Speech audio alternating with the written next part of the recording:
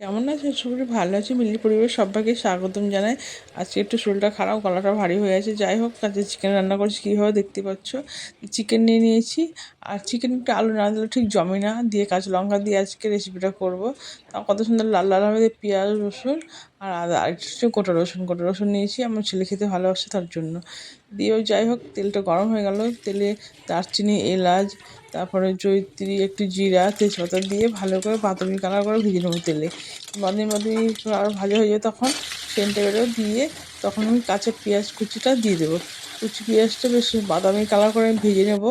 দিয়ে দিলাম একটু চিনি, তাড়াতাড়ি ভাজা হয়ে যাবে আর নরম হয়ে যাবে। তেলে পরে হচ্ছে চিনি দিতে ভুলে গেছি, ওই জন্য পেঁয়াজের মধ্যে চিনিটা দিলাম। দিয়ে দিলাম গোটা রসুন, এটা হচ্ছে কাঁচা লঙ্কা, আদা আর রসুন পেস্ট দিয়ে দিলাম। দিয়ে ভালো করে কষবো, কষে কষে রান্না করে দিয়ে দিলাম হলুদ। হলুদ দেওয়ার পরে এবার ভালো করে কষে কষে রান্না করো। কালারটা কেমন হয় জাস্ট দেখো তোমরা। কাঁচা লঙ্কার তরকারিও লাল লাল হয়, কিন্তু রান্নার কায়দাটা জানতে হবে। যাই হোক বন্ধুরা, দেখে তেল ছাড়া ভাব হয়ে গেছে।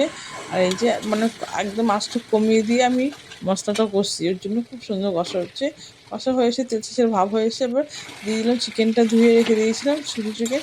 দিয়ে এবার আজকে রান্নাটা পুরো অন্যরকম করে রান্না করছি, ম্যারিনেট করে নিয়ে নিই। আজকে এমনি তেলের উপরে দিয়ে সব কিছু চিকেনটা রান্না করছি।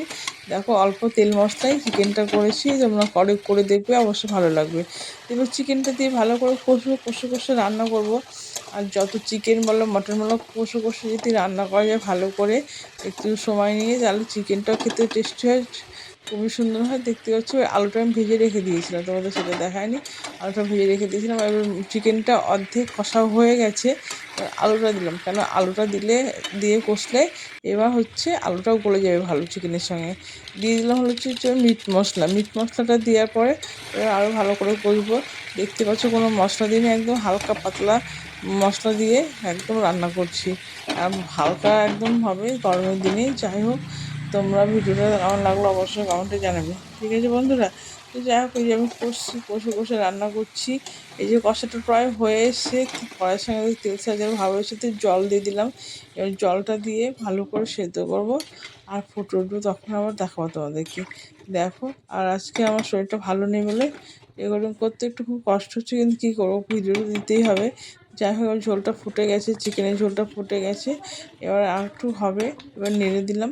নেড়ে দেওয়ার পরে আরও 10 মিনিট পর চিকেনটা পরে নাড়বো। দেখতে পাচ্ছ আমার চিকেনটা অনেকটা হয়ে এসে তেল ছেঁচড়ে ভাব হয়ে গেছে। এবার চিকেন মানে লাল লাল ঝোল হয়ে গেছে। কাঁচা লঙ্কার তরকারি এত সুন্দর হয়ে গেছে, লাল ডাল, মানে কী বলবো, খুবই সুন্দর হয়ে যায়। কোনো তেল ভাসছে না, একদম হালকা তেল মশলা করেছি। তোমাদের চিকেন রান্নাটা, আমার চিকেন রান্নাটা তোমাদের কেমন লাগলো অবশ্যই কমেন্টে জানাবে। ভালো লাগলে লাইক শেয়ার করবে। ইউটিউব থেকে দেখলে আমার চ্যানেলটা সাবস্ক্রাইব করবে। টাটা বন্ধুরা।